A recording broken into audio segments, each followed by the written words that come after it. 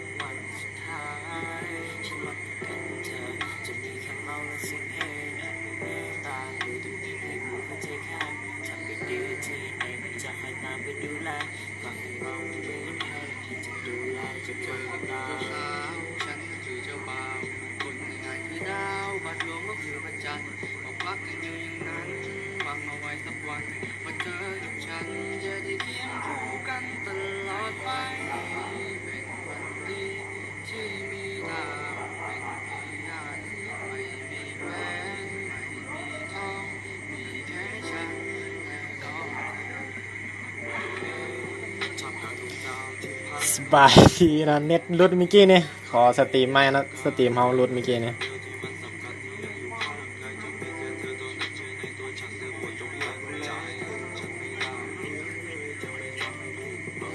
เปลี่ยนเป็นแดนชำระบาปแน่แดนชำระบาปอ่ะ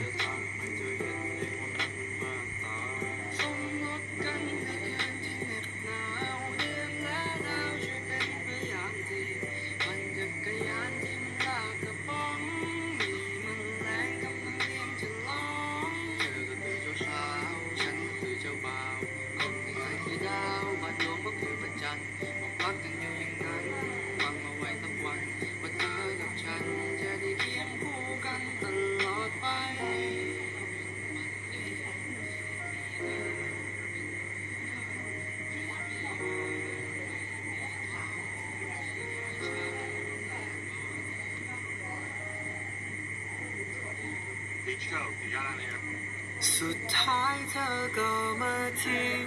ฉันไปมันเหมือนไม่มีความหมายกับเธออีกต่อไปเธอทำให้ฉันตายใจเธอทำให้ฉันเมื่อกี้เน็ตรุดเนาะต้องขออภัยหลายๆเนาะเมื่อกี้นี่เน็ตเฮาลิมไม่ได้เลยเมื่อกี้ต้องขออภัยหลายๆ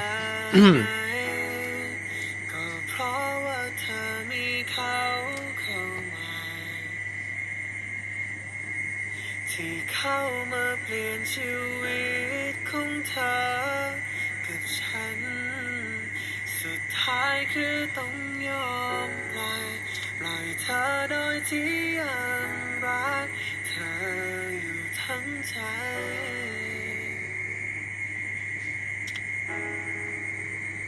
ดีเจขอเพลง ขอเพลงมาได้เนาะขอเพลงมาได้ต้องขออภัยหลายๆมาเนี่ยมีปัญหาทางเทคนิคแล้ว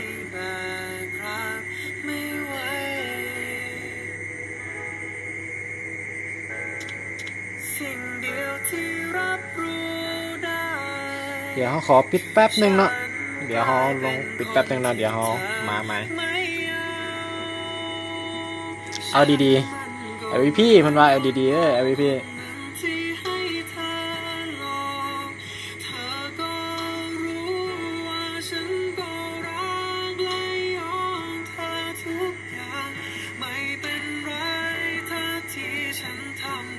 จะมองข้ามไป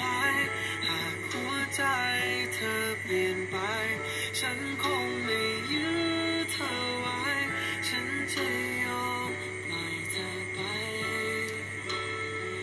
หรือเห็นแค่ฉันเป็นทาง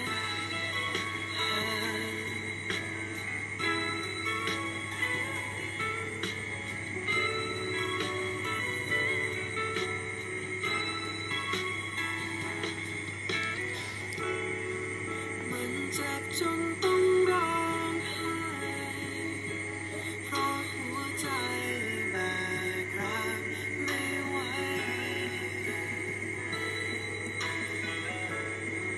สิ่งเดียวที่รับรู้ได้คือฉันกลายเป็นคนที่เธอไม่อยา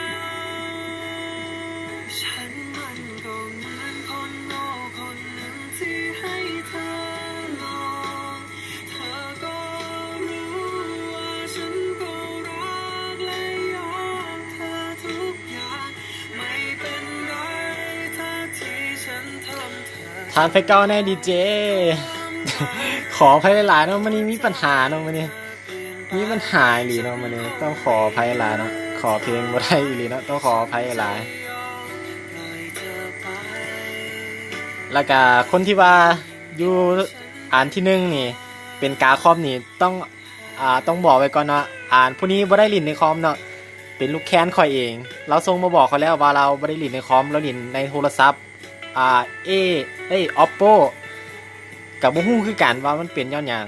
อยากอธิบายให้ทุกคนเบิ่งอ่านทุกคนฟังเนาะเราว่าเราลิ้นในโทรศัพท์แล้วเราก็ส่งรูปให้ค่อยเบิ่งเดี๋ยวค่อยก็เบิ่งแล้วว่าลิ้นในโทรศัพท์เนาะแต่ว่าเราบ่ลิ้นอยู่ในคอมเนาะคนที่ว่า ANB X10 คนที่1เนาะเราบ่ได้ลิ้นในคอมเนาะต้องบอกว่าจังซี่เนาะมินคมลูกสาวข่อยเราบ่ได้ลิ้นในคอมเนาะคนที่ว่าขึ้นกราบเมาส์นี่เนาะต้องขอท้ายหลายเนาะเราบ่ได้ลิ้นในคอมเนาะ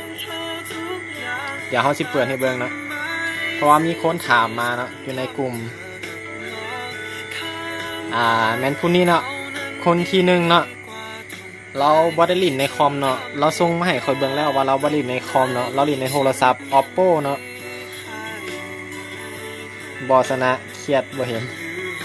เสียดายได้ทานไฟเก่ากำลังสิลุกละ ต้องขออภัยหลายเนาะมีปัญหามานี่เรื่องเน็ตเนี่ยเนาะเน็ตเขากันเริ่มบ่เห็นอย่างเลยกำลังเปิดมาเนาะเขาเปิดมาแล้วตอนนี้เขาเปิดเข้ามาแล้วเนาะต้องขออภัยหลายเน็ตบ่ดีสตรีมเขารุดไปเมื่อกี้เนาะเขาได้สตรีมใหม่เนาะต้องขออภัยหลาย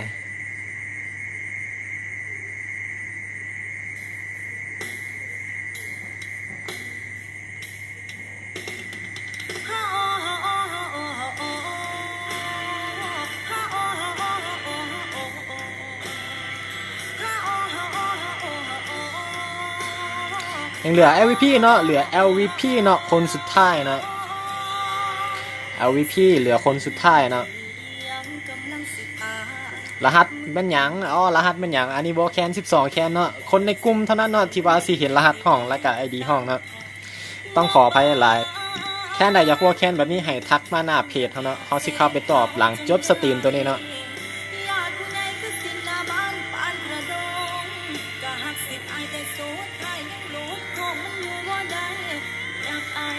ว่าจังใดน่าจะครบแล้วเนาะน่าจะครบแล้วเนาะน่าจะครบแล้วเนาะน่าจะครบแล้วกดเริ่มเกมเลย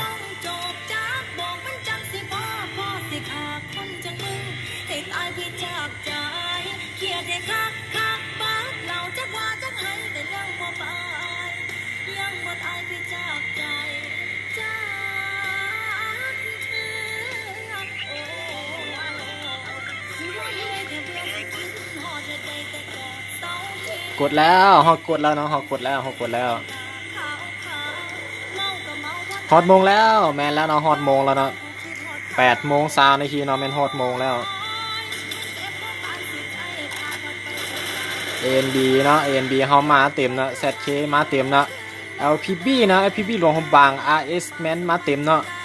S2Y มาเต็มเนาะน่าจะเต็มเกือบทุกแคนเนาะหรือบอ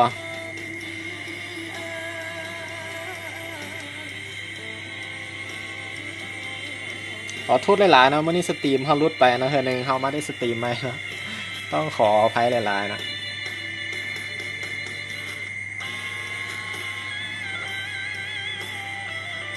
น่าจะโทนี่สู้ๆจัดไปโทนี่สู้ๆเนาะ ANB เฮาเนาะโรงงานไฟฟ้าเนาะเพิ่นว่าตัดสินใจโรงงานไฟฟ้าเนาะ ZK ยังบ่ลง ZK เนาะ LPB ก็ยังบ่ลงเนาะ RS ก็ยังบ่ลงเนาะ S2Y เนาะ S2Y ลงโรงงานไฟฟ้าเนาะน่าจะมีประเด็นกับ ANB หรือบ่ ANB เฮาก็ลงโรงงานไฟฟ้าเนาะมาเบิ่งกันว่าไผสิลงก่อน ANB ลงฮอดพื้นดินแล้วจังหวะนี้ ANB เฮา ANB มันลงฮอดพื้นดินเนาะน่าจะมีประเด็นกับ ANB แน่นอนจังหวะนี้น้ำมันอยู่เด้อจัดไปน้ำมันอยู่เนาะมันอยู่ลงใสเนาะน้ำมันอยู่นี่ตีที่10เนาะน้ำมันอยู่เนาะลงพีกเนาะน้ำมันอยู่เฮา LVP เนาะ LVP ลงหอนาฬิกาเนาะ450เฮาลงกอกแก้วเนาะ450เฮามาเบิ่งตีเนาะ ANB เฮาแตกไปนึงอวตารเก็บไป1คิวเนาะ ANB เฮาแตกไปนึงเนาะ ANB เฮาว่าจังได๋คนนี้ก็เจ็บหนักเหลือเกินยังเหลือเลือด10 30เนาะเพิ่นว่าเหลือเลือด30 ANB เฮายังเหลือ3คนปืนก็ยังบ่มีเนาะว่าจังได๋ ANB เฮาแตกไปนึงว่าจังได๋อวตารสินำหรืออวตารเฮาก็มีประเด็นเนาะน่าจะมีประเด็นกับแคนใดเนาะมาเบิ่งกันเนาะอวตารเฮามีประเด็นเนาะอวตารเฮ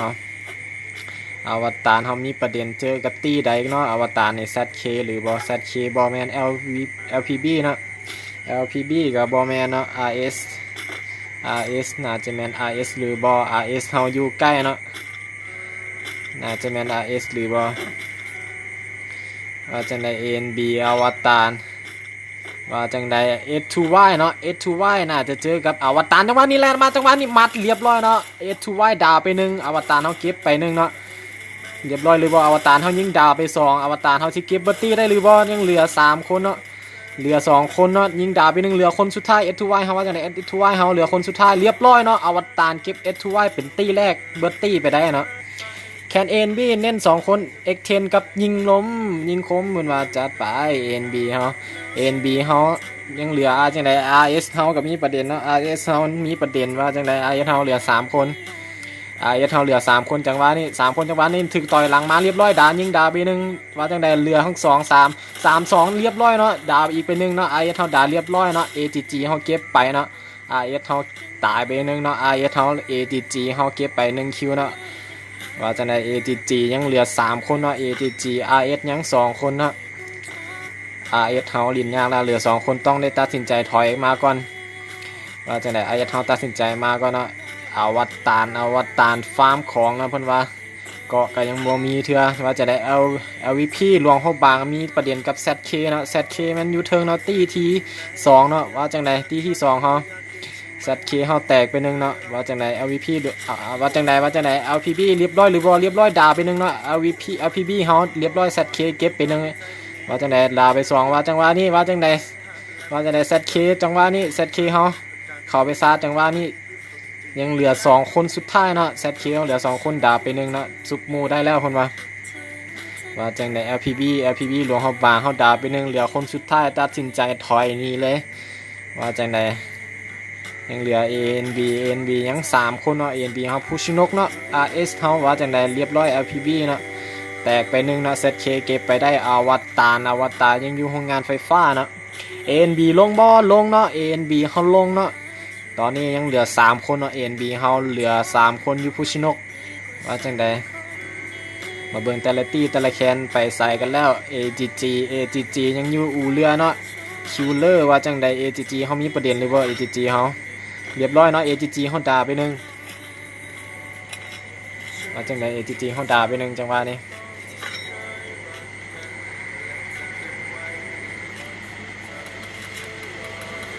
ว่าจะได้ยิงคม X10 2C เอาอยู่หุ่นว่าจังได๋ AGG เฮาน่าจะมีประเด็นเนาะ AGG เฮามีประเด็นแน่นอน AGG เฮา AGG มีประเด็นเนาะ AGG เฮาเหลือ2คนสิแตกบัตตี้หรือบ่ AGG เฮายังเหลือกับแคนเนาะ AGG เฮามีการบวกกันนั่นมันอยู่กับบ่แม่นเนาะน่าจะแมนตีนี่เนาะตีใหม่มาเนาะน่าจะแมนตีใหม่มาเนาะจะใน AGG เฮา AGG ยัง2คนแต่ว่านี่ดาวหรือบ่ยังเหลือดาวเนาะเหลือคนสุดท้ายดาวไป1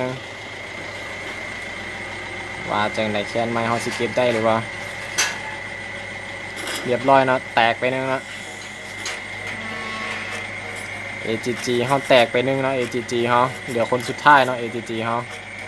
ตัดสินใจถอยเลยเพิ่นว่า AGG เฮา นะมันอยู่พีกเนาะนะมันอยู่เฮา450เฮาอยู่ใส่450อยู่กอแก้วนะ450 LVP หลวงพระบางมาLVP เนาะ LVP เนาะมาหอดูดาวเนาะทีมงานไม่สอนเฮา LVP M500 เพิ่นว่ามาแล้วเพิ่นว่าคิวเลอร์เนาะคิวเลอร์ตัดสินใจขึ้นมาพีกเนาะคิวเลอร์เฮาเอาวัดตาลเอาวัดตาลเฮาเนาะ LPB เนาะ LPB หลวงพระบางเหลือคนสุดท้ายเนาะ ZK เนาะ ZK ยังเหลือ3คนเนาะ ANB ยังเหลือ3คนคือกันเนาะมาเบิ่งมาลุ้นกันว่าแค่ไหนสิเก็บแซมใน EP นี้ไปได้เนาะ RS ยังเหลือคนเดียวเนาะ RS เฮาอวตารยังเหลือเต็มตี้เนาะอวตารนะ AGG ยังเหลือคนสุดท้ายเนาะตัดสินใจถอยมาก่อนเลยพุ่นว่าคิวเลอร์เฮาจังหวะนี้คิวเลอร์เฮาด่าไปนึงเนาะถึกถังน้ำมันเนาะเรียบร้อยด่าไปนึงเนาะเรียบร้อยเนาะนะมันอยู่เก็บไปได้เนาะนะมันอยู่เฮาน่าจะอยู่เทิงบ้านเนาะนะมันอยู่เฮานะมันอยู่กันแล้วว่าจังไดนะมันอยู่เฮาเก็บไป1คิวเนาะว่าจังไดคิวเลอร์เฮายังเหลือ3คนคิวเลอร์ยังเหลือ3คนเนาะนะมันอยู่ยังเหลือเต็มที่เคาะไปจังหวะนี้เจ็บซะเหลือเกินว่าจังไดนะมันอยู่จัดไปนะมันอยู่เนาะดรอปตกอยู่เทิงบ้านเนาะดรอปเฮาตกอยู่เทิงบ้านเนาะมือไผเก็บได้เนาะนะมันอยู่เนาะยังเหลือเต็มตี้เนาะยังเหลือเต็มตี้แต่ว่าเจ็บหนักถึกเจ็บหนักคนว่าจังไดคิวเลอร์ยังเหลือ3คนเนาะนะมันอยู่เหลือเต็มเนาะ4คนคือเก่าเนาะเต็มตี้เนาะว่าจังไดจัดไปเนาะจัดไปเบิ่งทุกทีมทุกแค่เนาะที่มีการบวกกันเนาะ450เฮายังอยู่กอแก้วเนาะฟาร์มรัวๆเลยของน่าจะฟูเนาะมาเบิ่งอวตารเนาะอวตารอยู่ฟูชินกเนาะอวตารเฮาS ยังเหลือคนเดียวเนาะเนาะ ZK ยังเหลือ3คนเนาะ ZK เฮานะมันอยู่นะมันอยู่เฮามาเบิ่งนะมันอยู่เฮาน่ะเอานะมันอยู่เฮายังเหลือเต็มที่เนาะสิเก็บไปได้เลยบ่นะมันอยู่เฮาเจอกับคิวเลอร์เนาะคิวเลอร์ยังเหลือ3คนแต่บ่ตัดสินใจมาซัดเนาะว่าจังใดสิตัดสินใจแล่นซัดเลยหรือบ่นะมันอยู่เฮายังเหลือเต็มที่อยู่ถึงบ้านเนาะนะมันอยู่เฮาผ่าเลยมันว่าถ่าเลยดักอย่างเดียวว่าจังใด LVP เนาะ LVP ทีมงานไม่สอดเฮามาโรงงานเนาะทีมงานไม่สอดเฮา450ตัดสินใจมาโคตรตัวเนาะมาเบิ่งแต่ละแคนแต่ละตี้มาจุดใดกันแล้วอวตารเฮามาดักวงหรือบ่อวตารมันดัก450หรือบ่450เฮาขี่สลิงกายมาเนาะว่าจังไดที่1ต้องเป็นของเฮานะมันอยู่จัดไปเนาะนะมันอยู่บ้านพีกเนาะนะมันอยู่เฮาว่าจังไดยืนซึ่งแบบนี้บ่ดีเนาะว่าจังไดอวตารเฮาสิเห็นหรือบ่อยู่ขวามือแต่ว่าบ่เห็นเนาะอวตารเฮาบ่เห็นเนาะอวตารเฮาบ่เห็น LVP เนาะอยู่โรงงานเนาะ LVP ยังอยู่โรงงานเนาะมาเบิ่ง ANB เนาะ ANB อยู่โคตรตัวแต่ว่าอยู่เทิงเนาะว่าจังได ZK อยู่พูชินกเนาะ ZK เฮายังอยู่พูชินกว่าจังได LPB หลวงพระบางเนาะยังอยู่แถวกลางๆเนาะแถวกลางๆหอนาฬิกาเนาะมาเบิ่งเนาะ RS ยังเหลือคนสุดท้ายเนาะเบิ่งอวตารเนาะอวตารยังเหลือเต็มตี้เนาะอวตารเฮานะมันอยู่เนาะ AGG เนาะ AGG ยังเหลือคนสุดท้ายเนาะ AGG เฮาว่าจังไดนะมันอยู่เรียบร้อยนะนะมันอยู่เฮามีประเด็นอีกแล้วนะนะมันอยู่เฮามีประเด็นอีกแล้วคิลเลอร์แตกไปอีกนึงเนาะคิลเลอร์เฮาว่าจังไดยิงดาวเจ็บไปเพิ่นว่าเจ็บไปยังเหลือ2คนว่าจังไดคิลเลอร์เฮาอยู่เทิงบ้านแบบนี้ดาวไปอีกนึงเนาะเรียบร้อยนะมันอยู่เก็บคิลเลอร์ไปอีก1คิวเนาะคิลเลอร์เหลือคนสุดท้ายแล้วจังหวะนี้ LVP 100ที่หักนะมันอยู่มาแฮงบักเดียวอย่างเดียวจัดไปว่าจังได450เก็บไปเนาะ NB มาดเบิ่ง NB ยัง3คนเด้อแม่นนี่เนี่ย NB ยัง LVP เก็บไปเนาะ ZK เฮาแตกไปนึงเนาะ ZK เฮามีประเด็นเนาะ ZK เฮามีประเด็นกับ LVP หรือ LVP ทีมงานไม่สอดเฮาเนาะว่าจังใดยังเหลือแบบนี้ขึ้นซาดแบบนี้สิเกมเรียบร้อยถึกดาวไปนึงเนาะว่าจังใดเรียบร้อยเนาะ LVP เฮาดาวไปอีกนึงเนาะว่าจังใดสิซ้ำได้หรือบ่ว่าจังใดZK เฮายังเหลือจักคน ZK มาเบิ่ง ZK ยังเหลือ2คนเนาะ ZK เหลือ2คนแบบนี้ดาวไปอีกนึง ZK ยังเหลือเรียบร้อยเนาะ LVP M500 แตกไปเนาะ LVP M500 เฮาแตกไปเนาะแต่ว่าซุปมูได้หรือบ่น่าจะเหลือ3คนเนาะZK น่าจะแตกไปเบิร์ตี้เลยหรือบ่ ZK น่าจะแตกเบิดตี้เนาะบ่ประมาท ANB เฮาค่าอวตารไป1คิวเนาะอวตารแม่นอยู่รุมเนาะว่าจังได๋บ่ย่านได้หมดเพิ่นว่าบ่ย่านได้หมดเนาะ ANB ยิงคมเนาะ ANB พี่แถวเฮาว่าจังได๋สิเก็บอวตารเรียบร้อยอวตารแตกไปอีกนึงเนาะอวตารเฮาอยู่รุมเนาะอวตารเหลือคนสุดท้ายเนาะอวตารยังเหลือคนสุดท้าย ANB เก็บไปแล้วเนาะ2คิวบ่เนาะเพิ่นว่าเนาะเพิ่นว่าเนาะ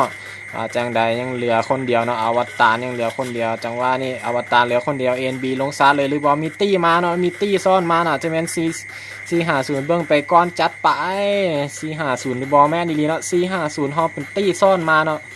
450เฮาเป็นตี้ซ่อนมาเนาะ450เฮาว่าจังได้คิวเลอร์เหลือคนเดียวเนาะ AGG กันยังเหลือคนเดียวเนาะมาเบิ่ง NB เรียบร้อยเนาะอวตารแตกไปเนาะอวตารแตกให้ ANB เนาะเก็บไปได้เนาะเบิดตี้ไปเนาะมาเบิ่งนำกันว่าไผสิเป็นแซมใน EP เนาะยาเพิ่นว่ายาวไปมาเบิ่งน้ำมันยูเนาะน้ำมันยูอยู่พีคเนาะต้องได้แลนเข้าวงจังว่านี่ LVP ทีมงานไม่ซ่อนเนาะ M500 เนาะ M500 ยังบ่แตกมา LVP ยังเหลือเต็มทุกคนเนาะLVP ยังเต็มทุกคนเนาะน่าจะมีตี้อยู่ถึงหลายตี้เสลือเกินอยู่ถึง450เฮาก็อยู่ถึงเนาะ450เฮาว่าจังใด ANB เฮาก็อยู่ถึงเนาะ ANB เฮายังเหลือบ่หลายเบิ่ง A นะมันอยู่กับ ANB หลายๆแน่เบิ่งทุกแคนเนาะที่มีการบวกกันเนาะเฮาเบิ่งทุกแคนอีหลีเนาะเบิ่งทุกแคนเนาะ A นะมันอยู่บ่ A นะมันอยู่น่าจะเหลือเต็มตี้คือเก่าเนาะ A นะมันอยู่เฮาน่าจะเหลือเต็มตี้เนาะANB อยู่แล้วเนาะ ANB อยู่แล้ว ANB เก็บไปเนาะ1ตี้เนาะเก็บไปได้3คิวเนาะ ANB เฮา LPB ลงเฮาบางที่1น่ะจัดไปมันว่าขอที่1 ANB เฮา RS ยังเหลือคนนึงเนาะ RS ก็ยังเหลือคนนึงเนาะ AGG ยังเหลือคนสุดท้ายเนาะว่าจังได๋น้ำมันยูมีประเด็นเนาะน้ำมันยูเฮามีประเด็นแล้วน้ำมันยูเฮาเก็บไปอีก1คิวเนาะน้ำมันยูเฮาว่าจังได๋ตีใหม่เนาะแตกไปหรือบ่เรียบร้อยเนาะเก็บ ANB ไปได้เนาะ ANB เฮาแตกไปอีก1เนาะ ANB เฮา ANB ยังเหลือ2คนจังว่านี่ ANB เฮาเหลือ2คน ANB ยิงคมกับ ANB พี่แถว A นะมันอยู่มีประเด็นเนาะ A นะมันอยู่เฮามาเบิ่ง A นะมันอยู่บ่นำมีการบวกกันแบบนี้เฮาต้องไปเบิ่งเนาะว่าจังไดคิวนี้แตกเรียบร้อยหรือบ่ดาไปอีก1เนาะตีใหม่เรียบร้อยเนาะ A มันอยู่เก็บเบิดตี้ไปได้เนาะ LVP เนาะมาแล้ว LVP เฮาLVP มาจังหวะนี้ LVP มาเจอกับ ANB เรียบร้อยด่าไปอีกนึงเนาะ ANB เฮาแตกเลยหรือบ่ ANB เฮาเหลือคนสุดท้ายจังหวะเรียบร้อย ANB แตกไปเนาะ LVP เนาะเก็บ ANB ไปได้เนาะ ANB เฮาแม่นแตกไปเบิดตี้เนาะ ANB เฮาอาจจะมีหลายตี้เหลือเกิน